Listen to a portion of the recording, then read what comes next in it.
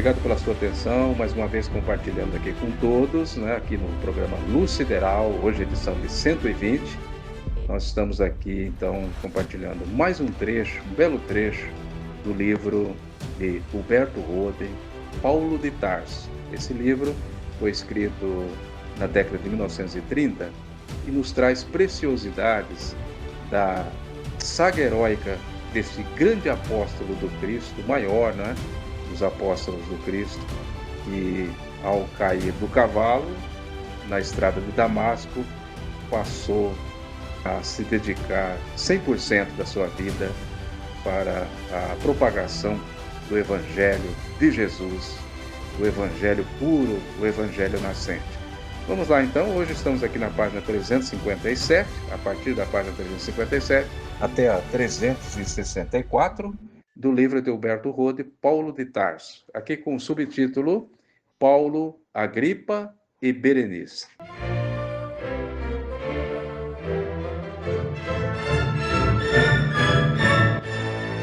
Paulo invocara a Corte Suprema e Festo era obrigado a mandá-lo a Roma. Via-se, porém, numa grande dificuldade, tinha de acompanhar a remessa do preso de uma carta explicativa sobre a razão jurídica do caso e não sabia o que escrever a seu superior hierárquico sobre o caso de Paulo. Desse embaraço tirou Herodes Agripa II, rei da Palestina setentrional, que, poucos dias após a tomada de posse do novo governador, veio fazer-lhe uma visita de protocolo em companhia de sua irmã Berenice. Visita de protocolo e também de amizade, porque o nomeado de Festo era, em boa parte, devida às diligências que Agripa fizera na capital do Império, Roma, onde gozava de notável prestígio. Judeu de origem e romano de educação, estava bem em condições de dar ao novel governador um conselho sensato e competente. Roma usava para com este e outros régulos de uma política de prudente tolerância, concedendo-lhes certos direitos para os manter sujeitos ao cetro imperial e afeiçoados à causa de César. Nas moedas que Agripa mandara cunhar, vinha-se-lhe a efígie com a inscrição Philo Caesar, amigo de César, ou Philo Romaios, amigo dos romanos. Por motivos políticos, fizera estudos especiais sobre a religião mosaica e passava como autoridade na matéria. Era o representante clássico do judaísmo elegante e liberal da época. Tinha ingerência na eleição do sumo sacerdote e ocupava o rendoso cargo de fiscal do tesouro do templo.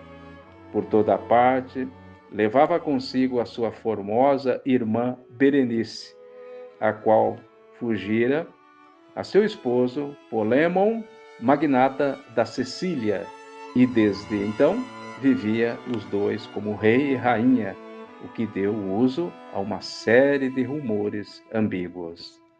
Achava-se agora os dois em Cesareia, onde ainda havia pouco fora soberana sua gentil irmã Drusila. Quando Agripa ouviu o nome de Paulo, exclamou interessado: quisera ouvir esse homem. Assim como outrora Herodes Antipas, o Grande, desejara ver Jesus. Festo folgou de poder prestar esse favor a seu ilustre hóspede. Assim também teria o que escrever ao seu superior em Roma.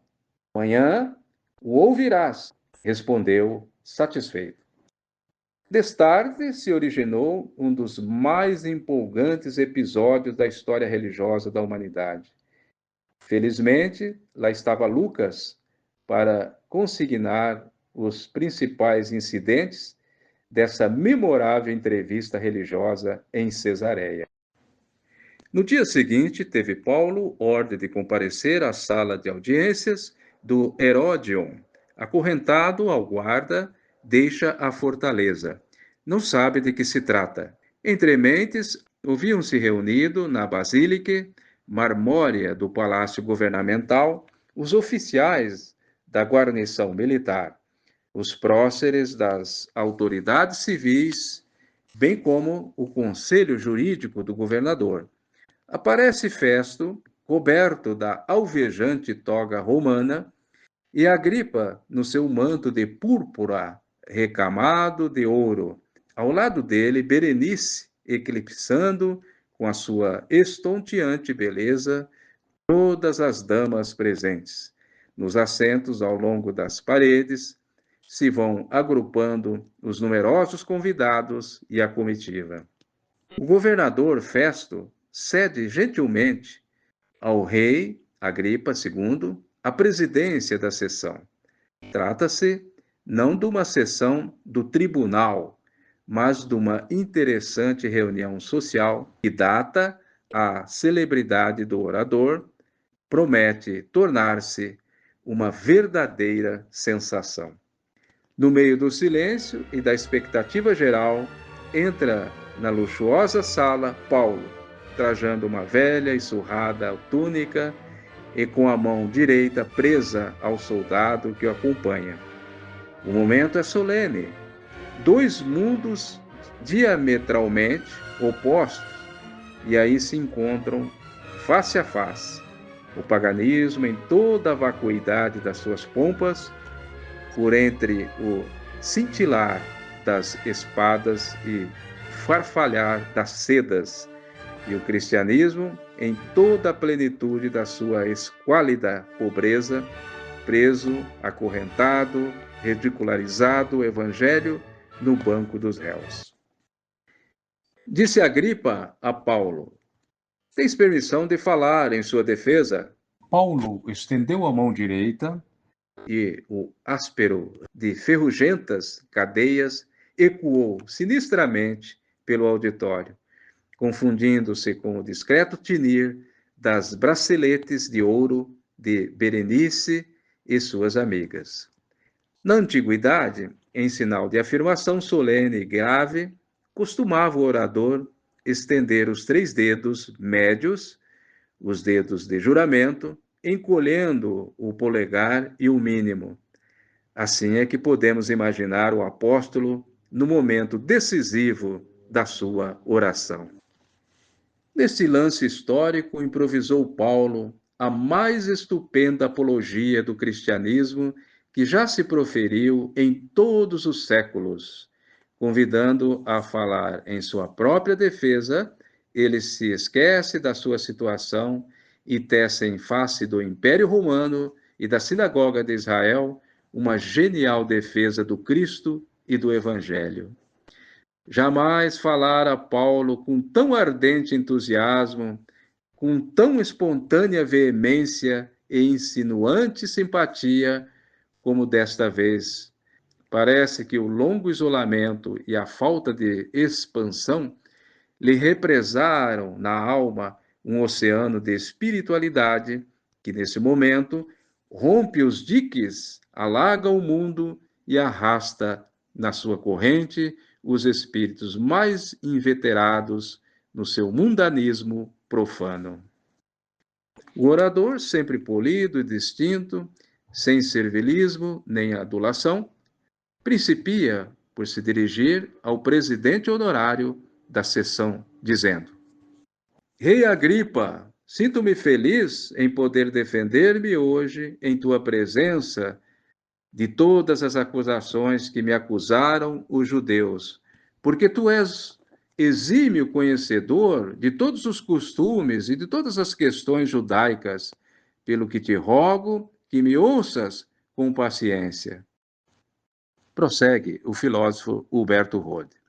Em seguida, dirigindo-se aos ouvintes em geral, passa a historiar em largos traços a sua vida de fariseu, a sua inesperada conversão e subsequente vida cristã. Torna a frisar, como em outras ocasiões, que o Evangelho não é nenhuma apostasia do judaísmo, mas antes o seu desdobramento cabal, os próprios profetas e patriarcas da lei antiga.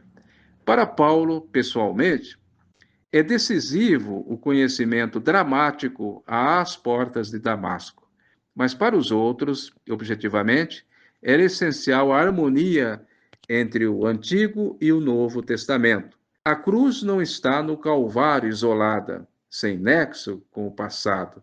É antes o elo final de uma longa cadeia de acontecimentos. Radica nas profundezas do mosaísmo de Israel, tanto assim que, ao lado do Cristo transfigurado, aparecem Moisés e Elias e falam com ele sobre a sua morte redentora em Jerusalém. E este mesmo Cristo ressuscitou, conforme as Escrituras Sagradas de Israel. Ao mencionar Paulo a ressurreição do Cristo, o rei meneou a cabeça, incrédulo, ao que o orador interpretou: por que é que tendes por impossível que Deus ressuscite entre os mortos? E continuou a demonstrar a grandiosa unidade espiritual da revelação da antiga e da nova aliança. Não há dualismo em Deus. Deus não desdiz pelos lábios de seu filho o que disse por boca de seu mensageiro, Paulo. A revelação divina é uma só, iniciada em Israel pelos profetas, coroada por Cristo Jesus. Por isso, ele, Paulo, adorando o Cristo e pregando o seu evangelho, se revela o mais israelita dos israelitas.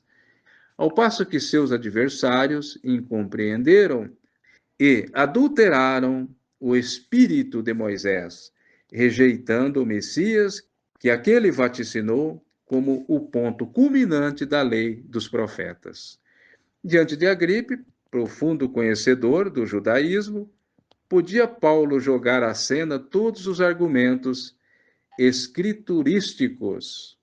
Festo, porém, pagão e ignorante, nada compreendia. Para ele era tudo isso um mundo incógnito, e quando Paulo, num rasgo de sublime audácia, afirmou que sua missão era levar a todos os povos, pequenos e grandes, o evangelho do Cristo e converter o mundo inteiro à fé no ressuscitado, exclamou o governador: estás louco, Paulo?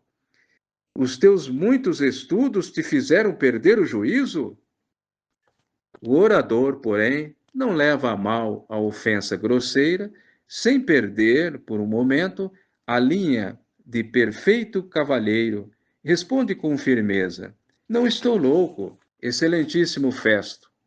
O que digo é verdade e bem ponderado. O rei sabe destas coisas, pois não posso supor que ignore alguns desses fatos, que não se passaram em algum recanto obscuro da terra. Depois de uma arrojada apóstrofe, coloca-se o rei diante deste gravíssimo dilema. Prossegue Paulo: Rei Agripa, crês nos profetas? Silêncio profundo acolhe esta pergunta. Agripa está sobre brasas, filho de Israel, e não quer lançar ao meio do auditório uma apostasia pública da lei de Moisés. E, por outro lado, presente o perigo de uma profissão de fé em face do inteligente orador, que possivelmente tiraria dessa profissão consequências práticas a que Agripa não queria chegar. Era mais amigo de um liberalismo curvilíneo do que dessa inexorável lógica retilínea de Paulo. Por isso, acha preferível ficar calado. Paulo, no entanto, responde em público o que a consequência do rei diz tacitamente. Sei que crês. Agripa não o nega. Está preso nas malhas férreas de uma lógica que ele aborrece. Crer nos profetas é crer no Cristo, alvo dos vaticínios deles. Mas, então, dificilmente harmonizar a vida prática com a convicção espiritual é tão longo e escabroso o caminho que vai da cabeça ao coração. O coração tem razões de que a razão não sabe.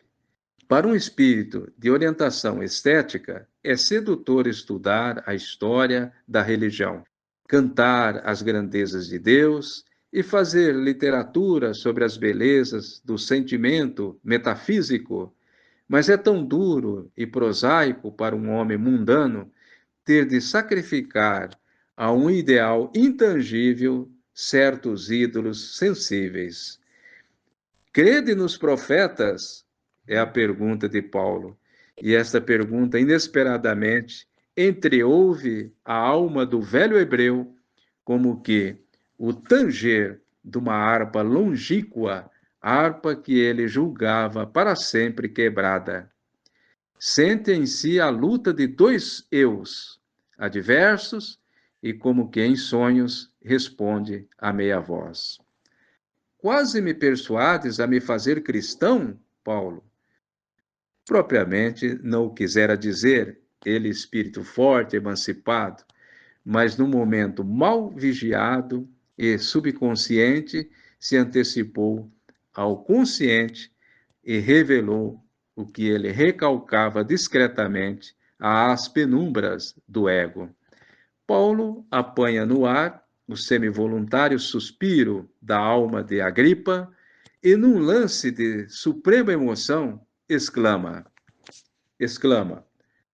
provera a Deus, mais dia menos dia, não somente tu, mas todos os meus ouvintes de hoje, se fizessem o que eu sou. Abstração feita.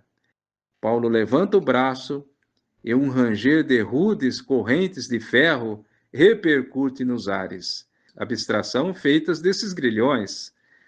Quando o apóstolo baixou o braço, parecia não haver uma pessoa no vasto salão do Herodion.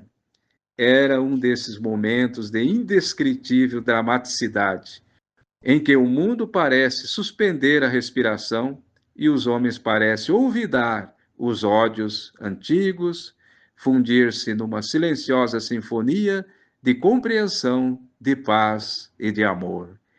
Quase que se percebia, no meio daquela quietude, o discreto rufiar das níveas asas de um anjo celeste, a graça para tocar de leve o coração de Agripa e Berenice. Mas o anjo de Deus passou de largo, porque essas almas o repeliam de si, quase impensadamente. Levantou-se bruscamente o rei, dando por encerrada a sessão. O governador, Berenice e os demais presentes que lhe seguiram o exemplo. A atmosfera do Herodion estava plena de mistério e de eternidade. Para Paulo, foi esta hora de grande efeito. Todos estavam convencidos da sua inocência. Todos simpatizavam com ele e diziam uns aos outros: esse homem não fez nada que mereça morte ou prisão. Observou Agripa a Festo, encolhendo os ombros. Podia ser posto em liberdade se não tivesse apelado para César. Em seguida, o governador elaborou a carta para ser exibida à Suprema Corte em Roma.